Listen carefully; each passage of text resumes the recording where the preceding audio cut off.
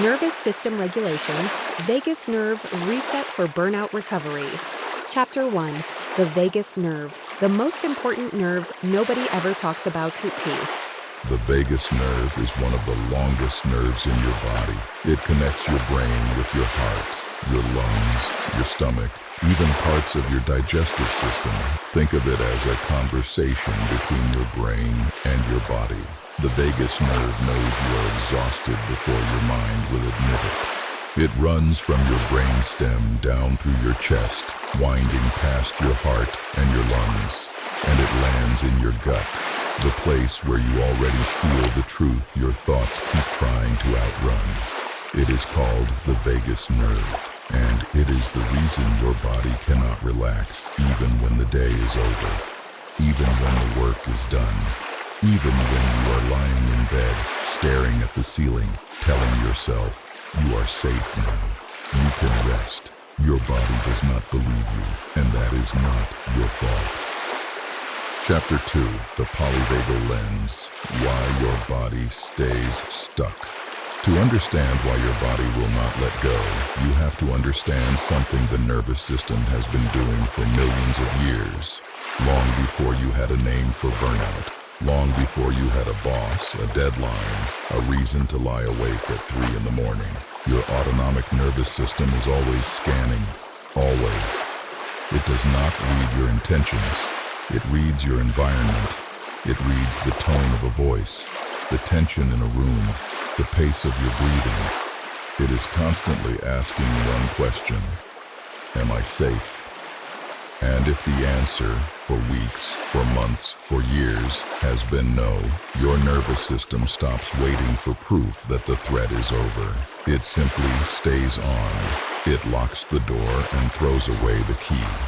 This is what Dr. Stephen Porges called the polyvagal theory, and it explains why you cannot think your way out of burnout. Because the part of you that is exhausted is not your mind. It is your biology. It is a nerve that has been firing for so long it has forgotten there is another gear. The vagus nerve is the main highway of your parasympathetic nervous system, the brake pedal, the rest and digest system. When it is working well, your heart rate slows after stress, your breathing deepens, your gut settles, your immune system comes back online. You feel safe, not because you told yourself you are safe, but because your body received the signal. But when the vagus nerve is underactive, when its tone is low, the brake does not engage. Stress becomes your baseline. Exhaustion becomes your normal. And rest, real rest, feels impossible because your body has not received the instruction to rest. What follows are 3 ways to send that instruction. Not through thinking, not through forcing, through the body, through the breath, through the voice, through the one thing your nervous system has been waiting for, a signal it can finally believe. Chapter 3. The Extended Exhale, Teaching Your Body to Let Go. Here is the simplest thing you can do to activate your vagus nerve right now, in this moment, no matter where you are. Breathe in for 4 seconds and breathe out for 8. That is it. That is the exercise. But do not dismiss it because it is simple. The exhale is where the vagus nerve speaks. When you breathe in, your heart rate rises slightly. That is the sympathetic system, the accelerator. When you breathe out, your heart rate drops. That is the vagus nerve, the brake. The longer your exhale, the stronger the signal. You are safe. You can come down. Inhale for 4, exhale for 8. Try it with me now. Pause. Let silence hold for a full breath cycle, about 12 seconds. Inhale, 1, 2, 3, 4. Exhale, 1, 2, 3, 4, 5, 6, 7, 8. Again, at your own pace. The numbers do not have to be perfect. What matters is that the exhale is longer than the inhale. That is the signal. That is the brake engaging. The tide does not rush. It does not force. It simply retreats. And you, watching it, do not need to tell it to go. It goes because that is what the tide does. Your breath can work the same way if you let it.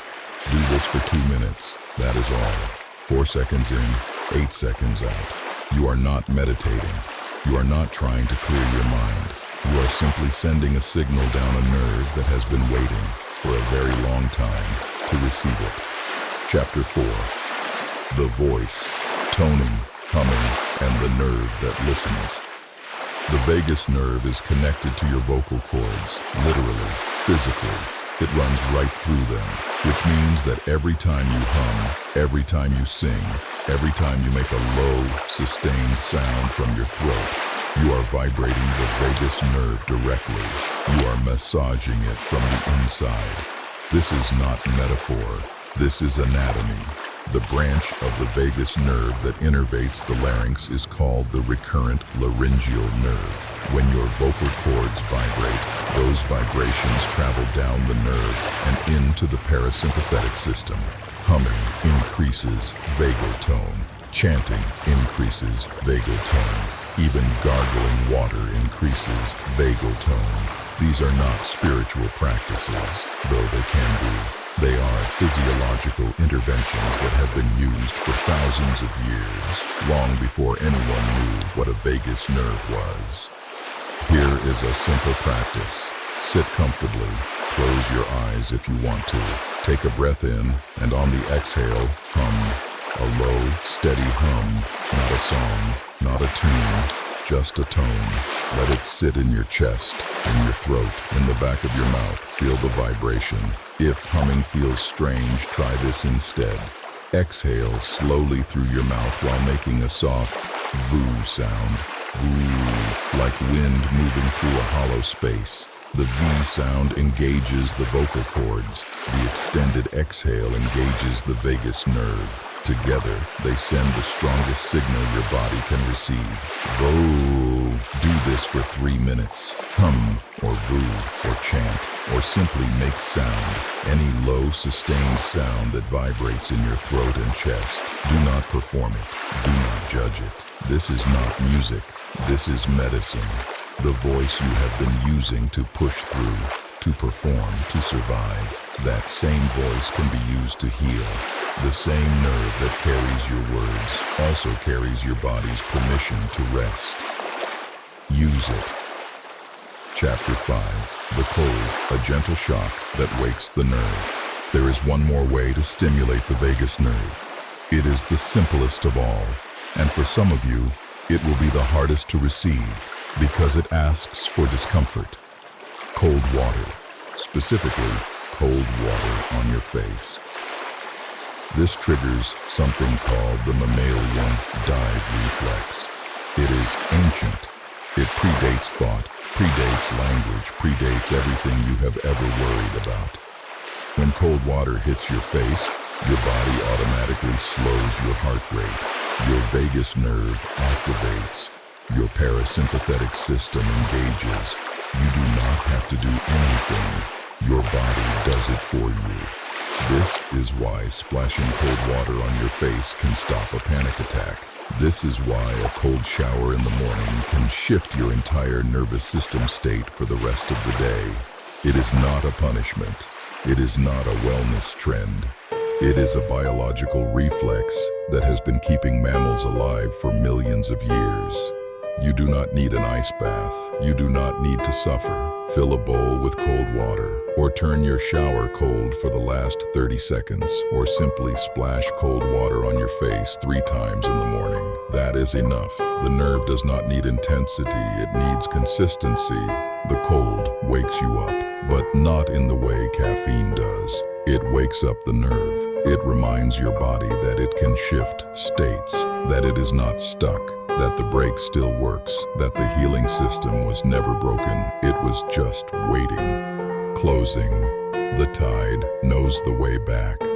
None of these exercises require you to be fixed. None of them require you to believe they will work. They work because your body already knows how to heal. It has simply been waiting for a signal it can trust. The extended exhale, the hum, the cold water on your face. 3 signals, 1 nerve, and the quiet reminder that you are not starting from weakness. You are starting from a body that has been protecting you for years in the only way it knew how. The nervous system learns through repetition. Just as repeated stress teaches anxiety, repeated calm teaches safety. Simple daily habits may support this process. Walking outside, morning sunlight, gentle stretching, laughing with someone you love, singing, prayer, meditation, gratitude, eating slowly, drinking enough water, sleeping consistently. These aren't shortcuts. They're conversations with your nervous system. Every healthy habit whispers, "You can rest now." Over time, those whispers become your new normal. Remember, the tide retreats, but it always returns. This is the well in the tide at Melonius. Until next time, keep refilling your well. Subscribe for weekly nervous system regulation content.